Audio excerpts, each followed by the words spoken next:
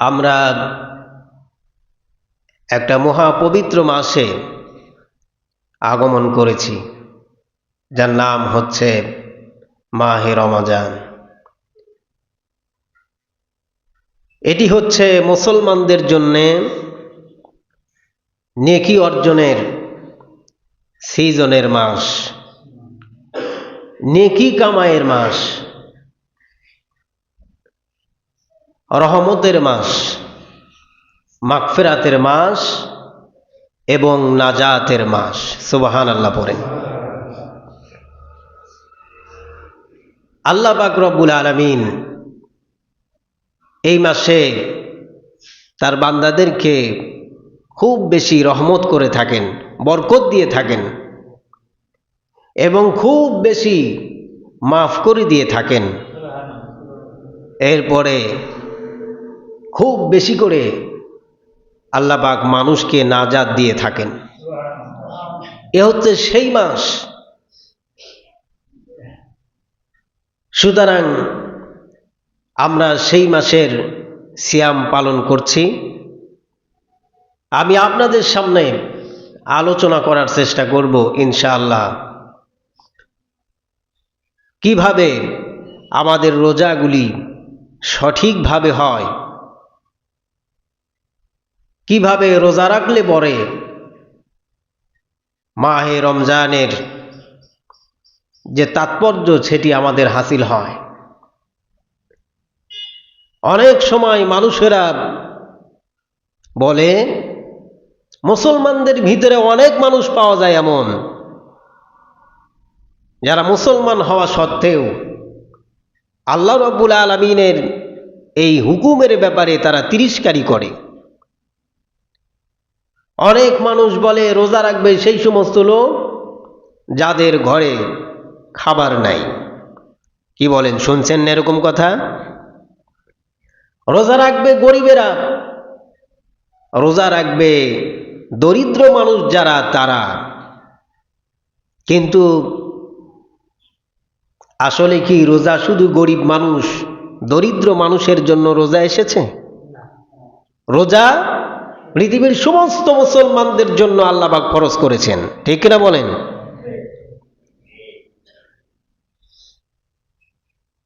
মানুষেরা এরকম কথা বলে যে যাদের ঘরে চাউল নাই তারা রোজা রাখবে। আল্লাহ পাক রব্বুল আলামিন এই উদ্দেশ্যে কি আমাদের জন্য রোজা দিয়েছেন? মুখ দিয়ে বলুন, এই উদ্দেশ্যে কি দিয়েছেন?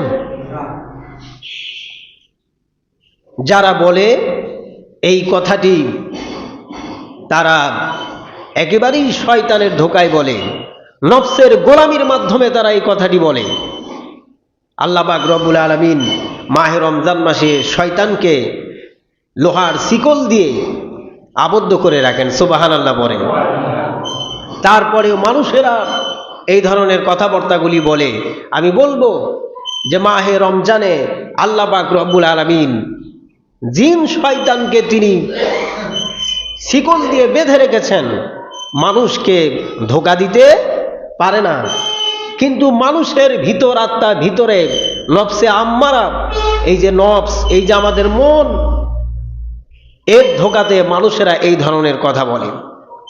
আমি ওই সমস্ত লোকদের কথার পাল্টা জবাব দিতে পারি যারা রোজা রাখে শুধুমাত্র একমাত্র আল্লাহর সন্তুষ্টির জন্যই রোজা রাখে।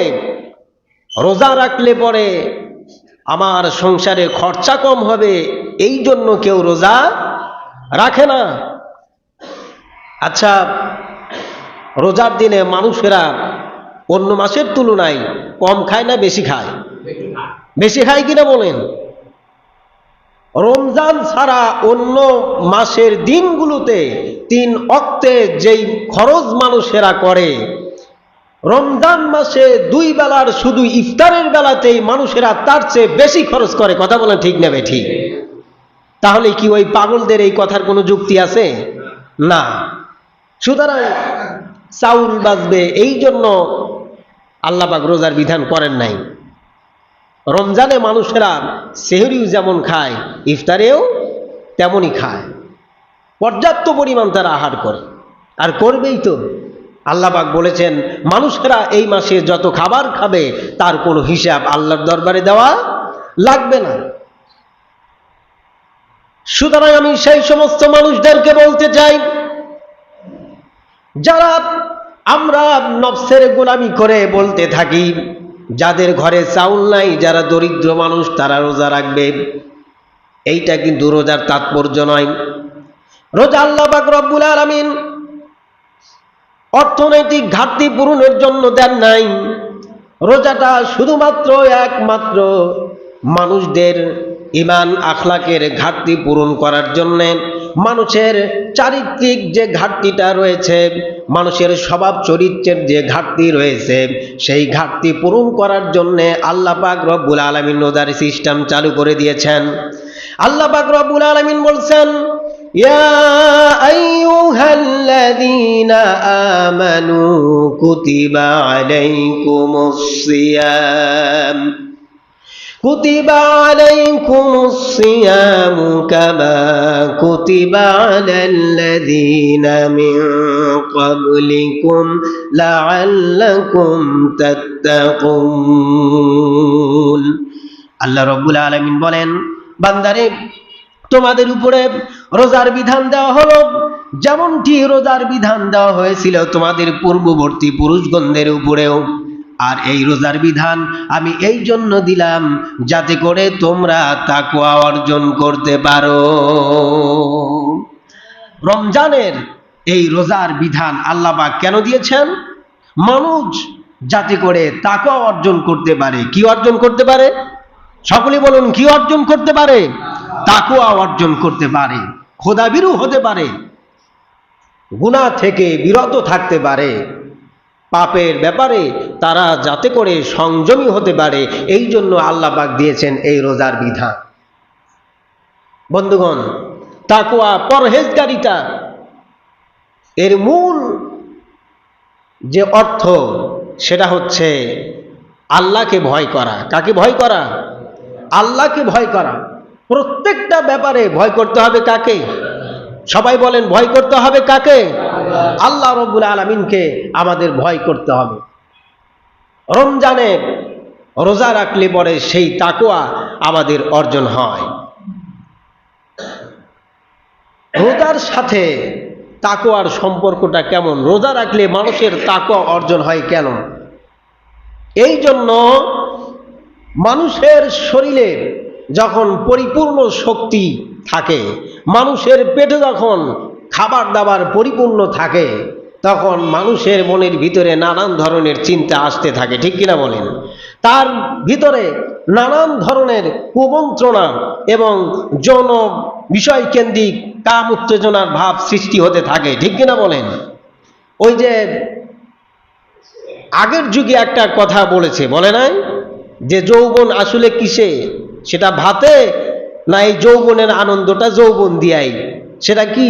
আসলে মানুষের এই যৌবনের আনন্দটা শুধুমাত্র যৌবন দিয়া হয় না, এটা ভাতের মাধ্যমে হয়। ঠিক কিনা বলেন? অর্থাৎ পেটে যদি আপনার খাবার না থাকে, মানুষেরা শারীরিকভাবে একটু দুর্বল হয় কিনা? হয় কিনা বলেন? আপনাকে 2 দিন খাবার দিলাম না, এই যে একদিন রোজা রেখেই আমাদের সারাটা দিন কাজকর্ম করার পরে কি বলেন, শরীরটা অত্যন্ত ক্লান্ত শ্রান্ত হয়ে যায় না? আমাদের ওই সময় অনেক সময় অনেক মানুষের দেখা যায় বিবি একটা ভালো কথা বললেও রাগ হয়ে যায়। ঠিক কিনা বলেন? অথচ সেই বিবির জন্যই তো আমরা পাগল, কিন্তু সেই বিবির উপরে রাগ হচ্ছে কেন? কারণ পেটের ভিতরে আমার খাবার নাই, শরীরটা দুর্বল। ঠিক কিনা বলেন? সুতরাং রোজা রাখলে পরে মানুষের পেটে খাবার থাকে না, শরীরটা সাধারণভাবে দুর্বল থাকে। আর এই দুর্বল থাকার কারণে সেই ব্যক্তি গুনাহের কাজকর্মের দিকে ধাবিত হয় কম। ঠিক কিনা বলেন? এবং যৌনাঙ্গ ভিত্তিক যেই সমস্ত কাজকর্ম মানুষেরা করে, এর দিকেও তেমন আর মানসিকভাবে প্রস্তুতি তার থাকে না, কারণ পেটে খাবার নাই, শরীরটা দুর্বল। ঠিক কিনা বলেন? তো রমজানের রোজা রাখলে পরে মানুষেরা এই যে গুনাহের কাজকর্ম থেকে বিরত থাকে। বিশেষ করে তাকওয়া অর্জন এই রোজার মাধ্যমে এভাবে হয়ে যায়। কারণ তাকওয়া খুবই গুরুত্বপূর্ণ জিনিস। আমরা রোজা রেখেছি, তাকওয়া যদি না থাকে, রোজা কি আল্লাহর জন্য হবে? আল্লাহর জন্য কিন্তু হবে না। তাকওয়া হচ্ছে আল্লাহর ভয়। তাকওয়া হচ্ছে কি? আল্লাহর ভয়।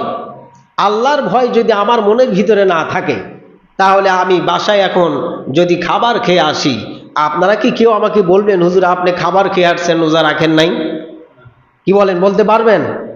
আপনারা কেউ যদি এখন বাসা থেকে খাবার খেয়ে মসজিদে আসেন, আমি কি বলতে পারবো আপনারা অমুক অমুক ব্যক্তি খাবার খেয়ে মসজিদে এসেছেন, রোজাদার ভেষ ধরেছেন, অথচ আপনি রোজা রাখেন নাই? বলতে পারবো না।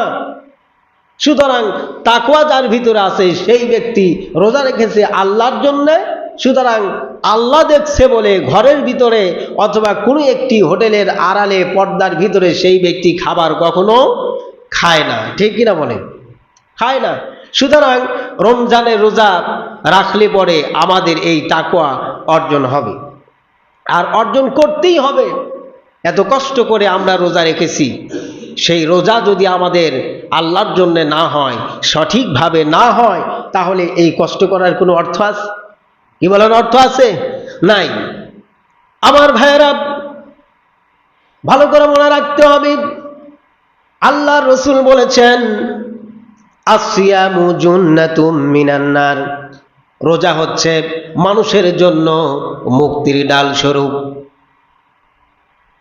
আল্লাহর হাবিব বলেছেন রোজা রাখলে পরে মানুষেরা গুনাহ থেকে বাঁচতে পারবে, রোজার মাধ্যমে মানুষেরা জাহান্নাম থেকে বাঁচতে পারবে, যদি না সেই রোজাকে তারা ছিঁড়ে না ফেলে, ভেঙে না ফেলে।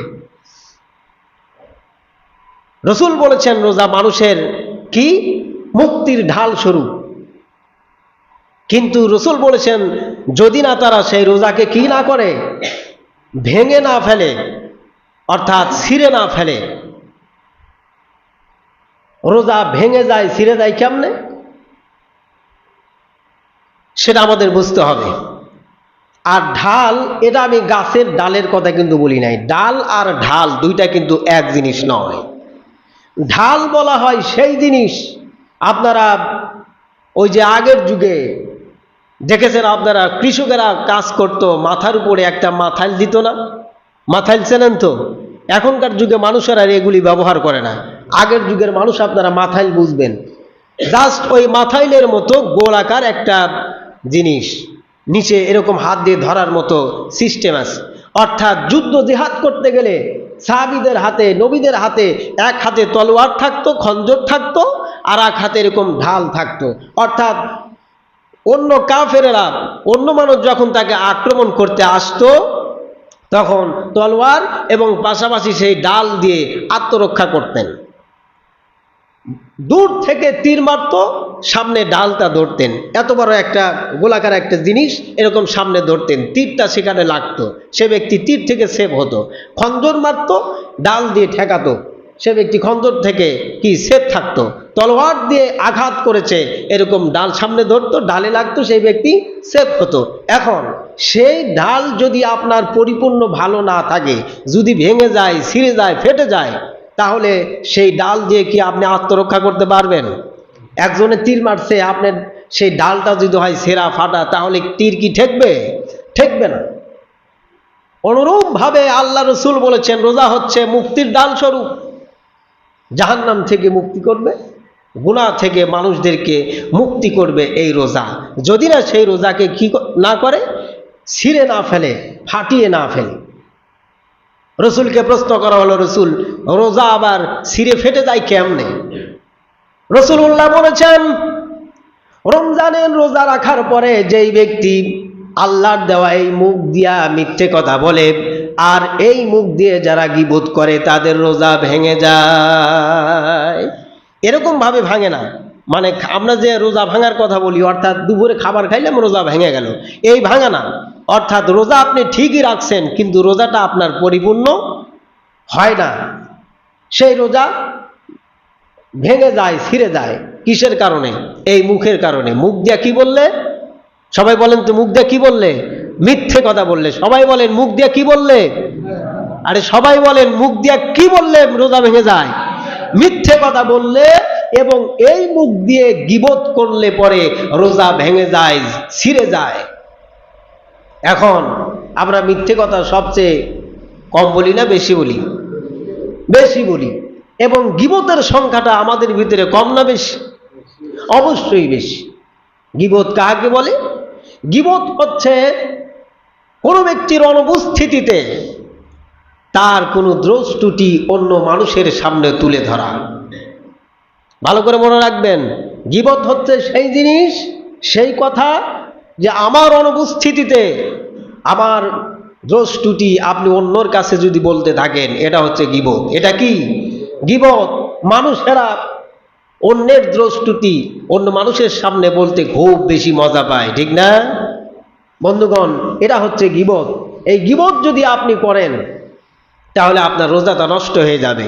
আর এই মুখ দিয়ে যদি আপনি মিথ্যে কথা বলতে থাকেন তাহলেও কি হবে? আপনার রোজা কিন্তু নষ্ট হয়ে যাবে।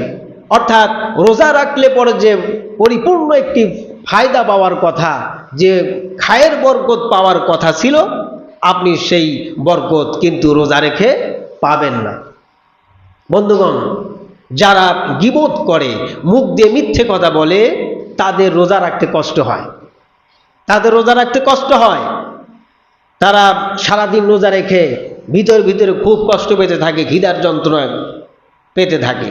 কিন্তু যেই সমস্ত মানুষ রমজান মাসে মিথ্যে কথা বলে না, গীবত করে না, সমস্ত গুনাহ থেকে বেঁচে থাকে, সেই ব্যক্তির রোজায় ওই রকম কষ্ট হয় না যেরকম কষ্ট হয় এরকম একজন গীবতকারী এবং মিথ্যাবাদী লোকের। রাসূল করিম সাল্লাল্লাহু আলাইহি ওয়াসাল্লাম তার কাছে সাহাবীরা দুইটা মেয়ে লোকের ব্যাপারে বললেন। রাসূলকে সাহাবীরা বললেন, নবীজি, দুইটা মেয়ে লোক রোজা রাখার কারণে তাদের এমন অবস্থা হয়ে গেছে, তারা তো মরণাপন্ন হয়ে গেছে, এত কষ্ট তাদের হচ্ছে।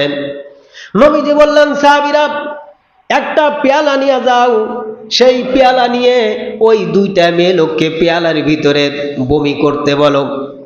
সাহাবীরা একটা পেয়ালা নিয়ে গেলেন, সেই মেয়ে লোক দুটিকে এই পাত্রের ভিতরে বমি করতে বললেন। সেই বমির ভিতরে দেখা গেল গোস্তের টুকরা এবং তাজা রক্ত এসেছে। রসুলের কাছে যখন সেই পেয়ালাটা আনা হলো, রসুল বললেন, এই মেয়ে লোক দুটো মিথ্যে কথা বলেছে এবং গীবত করেছে, যার কারণে রোজা রেখে তাদের এত কষ্ট হচ্ছে। রসুল পেয়ালা নিয়ে এসে দেখলেন তার ভিতরে তাজা রক্ত এবং গোস্তের টুকরা দেখা যায়। এর মানে কি? রসুল এই গোস্ত এবং রক্ত দেখে গীবত করছে সেটা বুঝতে পারলেন কেন? আল্লাহ পাক রব্বুল আলামিন কোরআন কারীমের ভিতরে বলেছেন যে তোমরা কি আপন জীবিত ভাইয়ের গোস্ত খাওয়াকে পছন্দ করবে?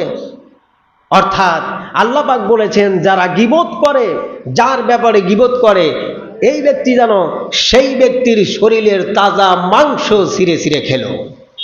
কথা বুঝতে পেরেছেন?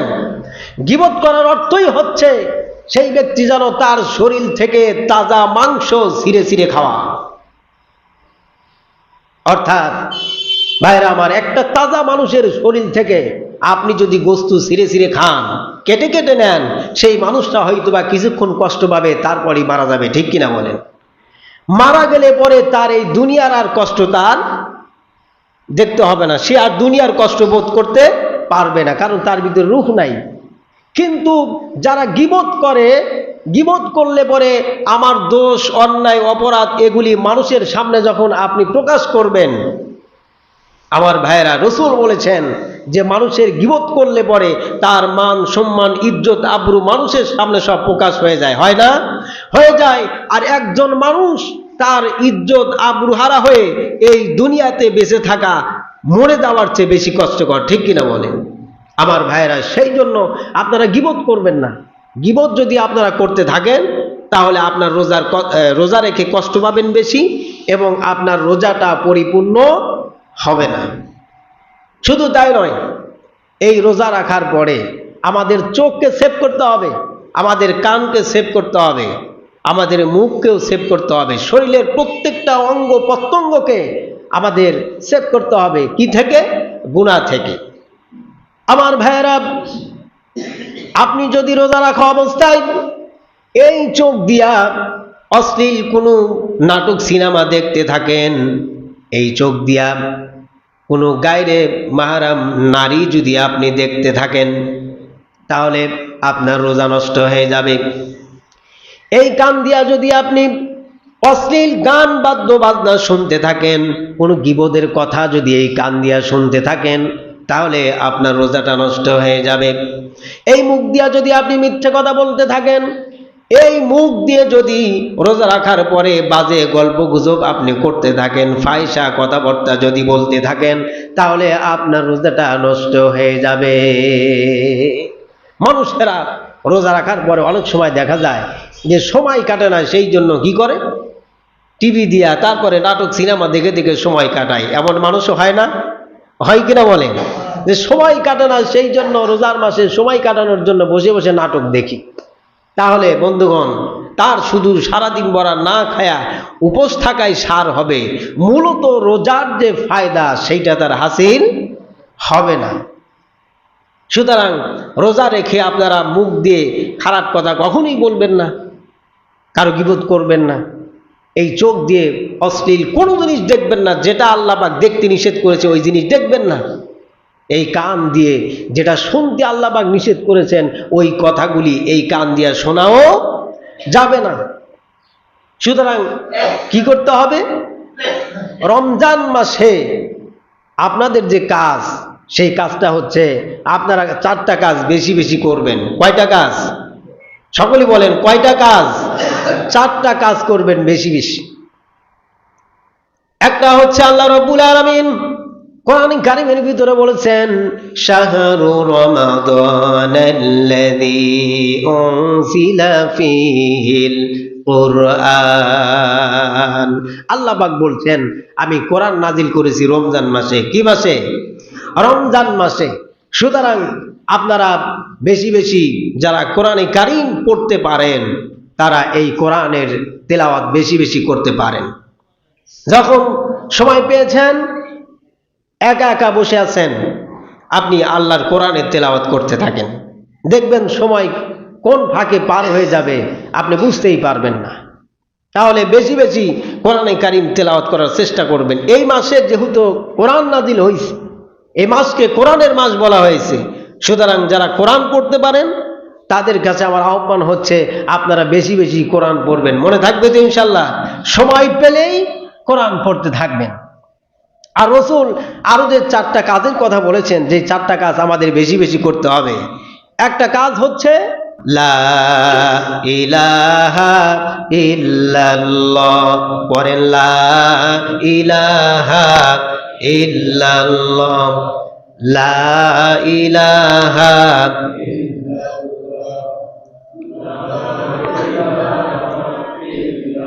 লা ইলাহা ইল্লাল্লাহু মুহাম্মাদুর রাসূলুল্লাহ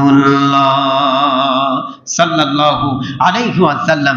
রাসূল বলেছেন, বেশি বেশি তোমরা এই কালেমা পড়ো। এই কালেমা পড়তে আপনার ওযু দেওয়ার দরকার নাই। ওযু দেওয়ার দরকার আছে? ওযু দেওয়ার দরকার নাই। সুতরাং যেখানে আছেন আপনার ওযু নাই, কোনো সমস্যা নাই, আপনি মুখ দিয়ে বাজে গল্প গুজব করার চেয়ে বেশি বেশি এই কালিমা পড়তে থাকেন। এরপরে 2 নম্বরে বেশি বেশি যে কাজটা করবেন এই মাসে, সেটা হচ্ছে যে আল্লাহর কাছে ইস্তিগফার করতে থাকবেন, মাগফিরাত কামনা করতে থাকবেন। বেশি বেশি আল্লাহর কাছে জীবনের সমস্ত গুনার কথা স্মরণ করে তার কাছে মাফ চাইতে থাকবেন। ভালো করে মনে রাখা লাগবে কিন্তু রমজান মাসে কি করতে হবে। 1 নম্বরে কি করবেন?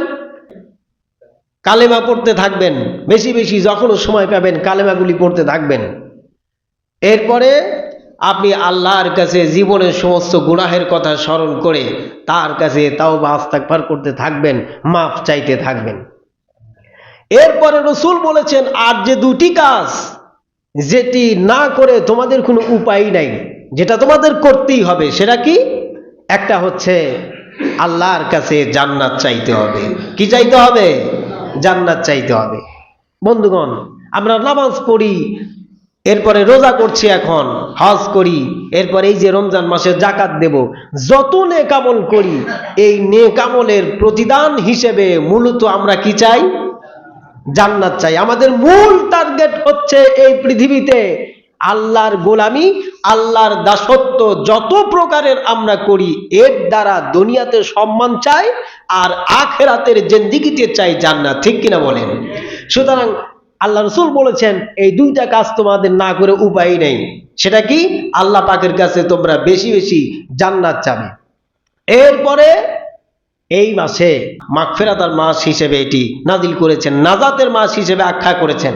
সুতরাং এই মাসে বেশি বেশি তোমরা জাহান্নাম থেকে আল্লাহর কাছে মুক্তি চাবে। সেটা জীবিত মানুষের জন্য এবং মৃত মানুষের জন্য, উভয়ের জন্য জাহান্নাম থেকে মুক্তি চাওয়া লাগবে। মনে থাকবে তো ইনশাল্লাহ? মানুষেরা এই যে রমজান মাসে সময় কাটে না বলে তারা বিভিন্ন গল্প গুজব করে, বিভিন্ন নাটক সিনেমা দেখতে থাকে।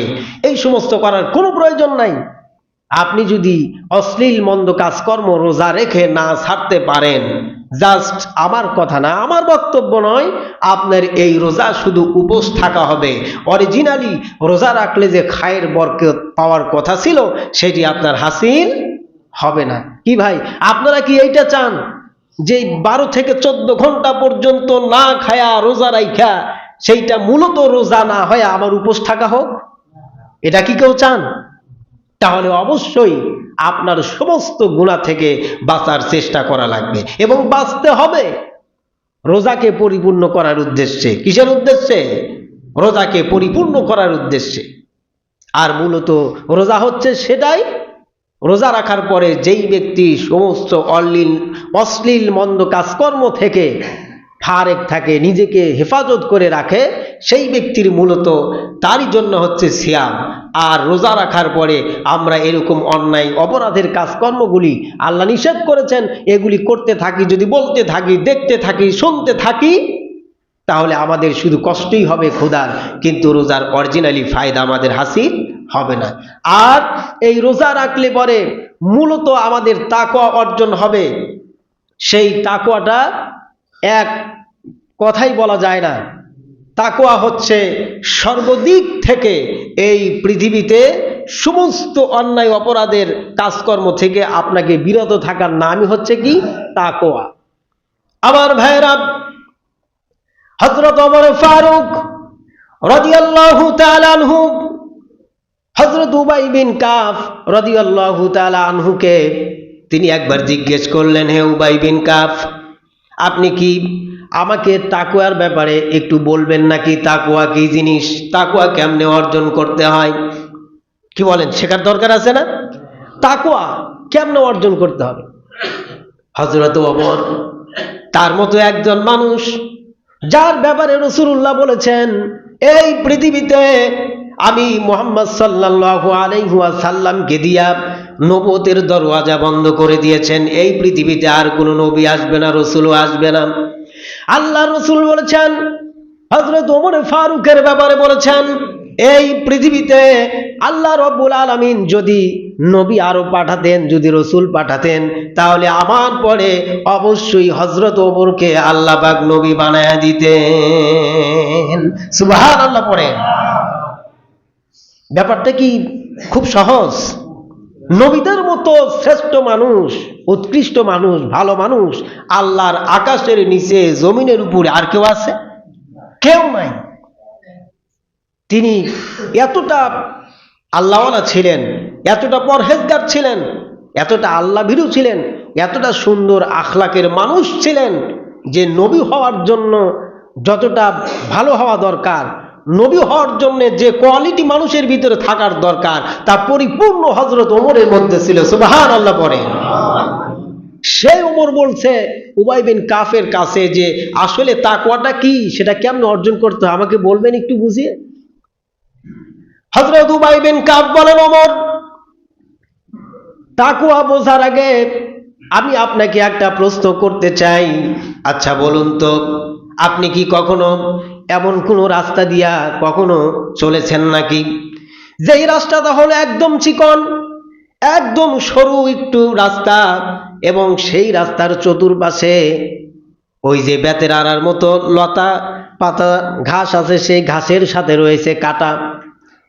একেবারেই সরু একটি রাস্তা, এবং সেই রাস্তার দুই পারে যে লতা পাতা ঘাসগুলি আছে, সেই ঘাসের সাথে গাছের সাথে রয়েছে শুধু কাঁটা। তাহলে হে ওমর, আপনি বলুন তো দেখি, এই রকমের সরু একটু চিকন রাস্তা দিয়ে আপনি কেমনে পার হয়ে যাবেন? হযরত ওমর বলছেন, আমি যখন এই চিকন রাস্তা দিয়ে পার হব, যেই রাস্তার চতুর্পাশে কাঁটাযুক্ত আলা ঘাস, আমি আমার শরীরের জামা কাপড়গুলো এরকম করে আঁটো করে ধরবো। এরপরে এদিক সেদিক একটু কুচকাওয়াজ হয়ে এই রাস্তা আমি পার হয়ে যাব, যাতে করে এই রাস্তার দুপাশের কাঁটাগুলির সাথে আমার শরীরের জামাও না ছেড়ে এবং আমার শরীরেও কোনো আঘাত না লাগে। হযরত উবাই বিন কাব বলছে, ওমর, এর নামই হচ্ছে তাকওয়া। আপনি যেই সমাজের ভিতরে বসবাস করবেন, সেই সমাজ তুলসী পাতায় ধোয়া সমাজ নয়। সেই সমাজের ভিতরে সুদ আছে, ঘুষ আছে, জেনা আছে, ব্যভিচার আছে, হত্যা আছে, ধর্ষণ আছে, খুন আছে, গুম আছে, বিভিন্ন অশ্লীল মন্দ কাজকর্ম দিয়া এই সমাজ ভর্তি। সেই সমাজের ভিতরে আপনাকে চলতে হবে, ফিরতে হবে, উঠতে হবে, বসতে হবে। সেই সমাজের ভিতরেই আপনার জীবন জীবিকা নির্বাহ করতে হবে, এমনভাবে জীবনযাপন চালাতে হবে, এমনভাবে এই সমাজের ভিতরে থাকতে হবে। সমাজের ভিতরে যত অন্যায় অপরাধ আছে, যত অশ্লীল মন্দ কাজকর্মগুলি আছে, যাতে করে এই অশ্লীল কাজকর্ম, মন্দ ধরনের কাজকর্মের কোনো একটা আসর আপনার শরীরে না লাগে। এর নামই হচ্ছে তাকওয়া। এর নাম কি? এর নাম হচ্ছে তাকওয়া। কি বলেন, আমাদের সমাজটা অন্যায় মুক্ত না? কি বলেন? না, আমাদের সমাজে বেনামাজি আছে, এরপরে সুদের কারবারি আছে, ঘুষের কারবারি আছে, জেনা খারাস, মদ খরাস, হাজারো অশ্লীল মন্দ ধরনের কাজকর্ম দিয়ে আমাদের এই সমাজ পরিপূর্ণ। আমি সেই সমাজের ভিতরে বাস করব আল্লাহর ভয় নিয়া, যাতে করে এই সমাজের কোনো একটা অশ্লীল মন্দ কাজকর্মের একটু আসর আমার শরীরে না লাগে। এইভাবে কোনো ব্যক্তি যদি চলতে পারে, সেই ব্যক্তি পরিপূর্ণ তাকওয়ার উপরে অবিচল আছে ইনশাআল্লাহ। ঠিক কিনা বলেন? এর নামই হচ্ছে তাকওয়া। রাতের অন্ধকারে আমি গুনাহ করব, কেউ না দেখুক, দেখবেন কে? আল্লাহ। ঘরের ভিতরে অন্যায় করবেন, স্ত্রীতেও দেখবে না, সন্তানেরাও দেখবে না, দেখবেন কে? আল্লাহ। এই যে রমজান মাস, আপনি গোসল করতে গিয়া গোসলখানার দরওয়াজা বন্ধ করে দিয়ে এক ঢোক পানি যদি খায় নেন, কেউ কি দেখবে? কিন্তু দেখবেন কে? আল্লাহ। কিয়ামতের মাঠে বিচারক কে? আল্লাহ, তিনি। সুতরাং এই যে এভাবে অন্যায় অপরাধের কাজকর্ম থেকে আপনি যখন এরকম বাঁচতে থাকবেন আল্লাহর ভয়ে, সুতরাং এইভাবে যেই ব্যক্তি জীবনযাপন চালাবে, সেই ব্যক্তি পরিপূর্ণ তাকওয়া অর্জন করতে পারবে। ঠিক কিনা বলেন? সুতরাং আমি আপনাদেরকে অনুরোধ করব, এই যে রোজার মাস চলছে, তাহলে কি করবেন মনে আছে তো সবার? আপনারা বেশি বেশি কোরআন তেলাওয়াত করার চেষ্টা করবেন, ভালো করে একটু শুনে যান। এরপরে লা ইলাহা ইল্লাল্লাহ এই কালেমা বেশি বেশি পড়বেন। এরপরে আপনার গুনাহ থেকে আল্লাহ পাকের কাছে তাওবা ইস্তেগফার করবেন, গুনাহ মাপ চাইতে থাকবেন। এরপরে জাহান্নাম থেকে মুক্তি যাবেন এবং আল্লাহর কাছে সেই জান্নাতটা চাইতে থাকবেন। এবং সারাটা দিন আপনি রোজা রাখছেন, এই যে ভাইরা আপনারা কাজকর্ম ফেলে আসছেন, একটু লম্বা হলে আপনাদের কাজের সমস্যা হবে। স্যাম্পল আপনাদেরকে দিয়ে আমি বলি, এই যে কাজকর্ম আপনারা ফেলে রেখে এসেছেন, এই কাজ যে আপনারা করছেন, কি বলেন, এই কাজ দেখাশোনার জন্য একটা দায়িত্বমান লোক আছে না? এই যে যেমন ইট ভাটায় যে সমস্ত লোকেরা ইট কাটে, আমি দেখছি একটা বড় একটা নগীর সাথে একটা কাঁচি বাঁধা থাকে, ইট লেবারেরা কাটে, ইট তৈরি করে, আর ইটের মালিকের ম্যানেজার তিনি ইটগুলি পরিদর্শন করেন যে ইটগুলি সব ঠিকঠাক আছে কিনা। যেই ইটটা পরিপূর্ণ হয় নাই, বাঁকা তারা হয়েছে, সেই ইটটা কি করে, এরকম কাঁচি দিয়া দাগ মেরে দেয় না? তার মানে এটা গুনতির ভিতরে আসবে না, এটা বাতিল, ক্যান্সেল। তাহলে অবশ্যই কিন্তু আপনি মনের ভিতরে একটা ভয় নিয়ে কাজ করেন যে এত কষ্ট করে আমি ইট কাটছি, এই ইট যদি একটু তার ভিতরে যদি মাল মশলা একটু কম হয়, তাহলে এই ইটটা আমার বানচাল হয়ে যাবে, ক্যান্সেল হয়ে যাবে। সুতরাং আপনি মনের ভিতরে একটা ভয় নেন, যাতে করে এত কষ্টের এই কাজ করা ইট, একটা ইটও যেন ক্যান্সেল করতে না পারে, সেই জন্য অবশ্যই পরিপূর্ণ করে করার চেষ্টা করবেন। ঠিক কিনা বলেন ভাইরা আমার? অনুরূপভাবে এত কষ্ট করে আপনারা রোজা করছেন, আপনার মনের ভিতরে অবশ্যই এই ভয়টা আনতে হবে যে এত কষ্ট করে আমি যে রোজা করছি, এই রোজাটা আল্লাহর দরবারে কবুল হচ্ছে কিনা, এই রোজাটা আল্লাহ কবুল করবেন কিনা, এবং আপনি কোন আমল আখলাকের মধ্যে আছেন, আপনার মন কি বলে যে এই রোজা আমার আল্লাহ পাক নিবেন কিনা। কি বলেন, এই ভয় থাকার দরকার আছে না?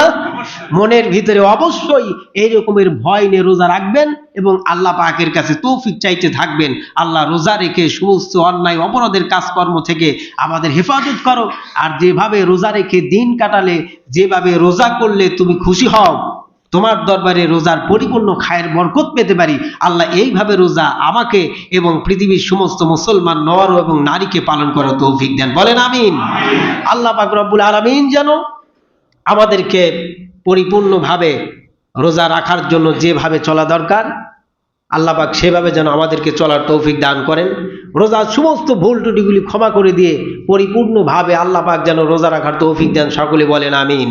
ওয়া আখিরু দাওয়ানা আলহামদুলিল্লাহি রাব্বিল আলামিন।